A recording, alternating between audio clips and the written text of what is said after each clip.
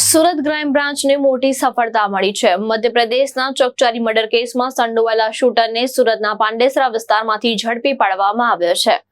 Surat crime branch દ્વારા પાંડેસરા વિસ્તારમાં વિશેષ કાર્યવાહી હાથ ધરવામાં આવી હતી।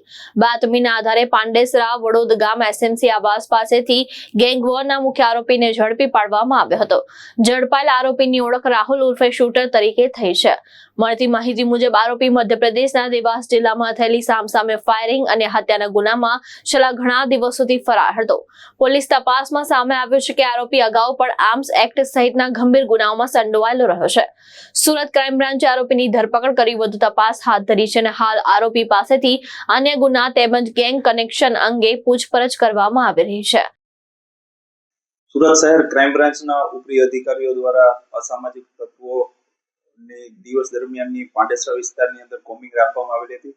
જે કોમિંગની અંદર 60 થી 70 જેટલા જૂના શરીર સંબંધી ગુનાઓ કરેલા આરોપીઓ ને રાઉન્ડ અપ કરી અને એમના ડોઝિયર ભરવામાં આવેલા હતા। એ દરમિયાન સમગ્ર ક્રાઇમ બ્રાન્ચની ટીમને 2 છરા 135 કરેલ છે અને એક મધ્યપ્રદેશ રાજ્યના દેવાસ જિલ્લાના નાહર દરવાજા પોલીસ સ્ટેશનના અંદર 17/5/2024 ના રોજ બનેલ હત્યાનો ગુનાનો એક વોન્ટેડ આરોપી નામ છે રાહુલ ઉર્ફે શૂટર રાજેન્દ્ર ચૌહાણ।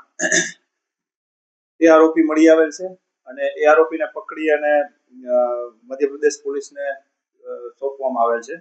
એ બનાવમાં એક 2 ગેંગો છે, રિતિક વિકાસ સિયોટે, મોનો સિયોટે, વરુણ બાલી, બિપિન બાલી અને સિદ્ધાર્થ ગટ્ટુ અને પકડાઈ જનાર રાહુલ ઉર્ફે શૂટર રાજેન્દ્ર ચૌહાણ।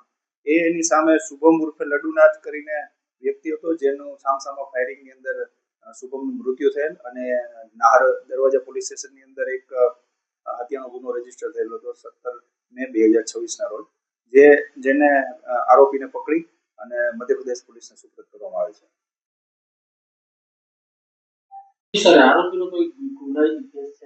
રાહુલ ઉર્ફે શૂટર રાજેન્દ્ર ચૌહાણનો થાના કોતવાલી મધ્યપ્રદેશની અંદર 2 હથિયારોના અગાઉ ગુના થયેલા છે। એ કુલ 3 ગુનાઓમાં અગાઉ પકડાયેલ છે અને હાલ અત્યારે હત્યામાં વોન્ટેડ થઈ અને સુરત શહેર ખાતે પાંડેસરા વિસ્તારમાં રહેતો હોય ત્યાંથી પકડી પાડવામાં આવે છે। ભાવેશ ઉપાધ્યાય, દ્રષ્ટિકોણ ન્યૂઝ, સુરત।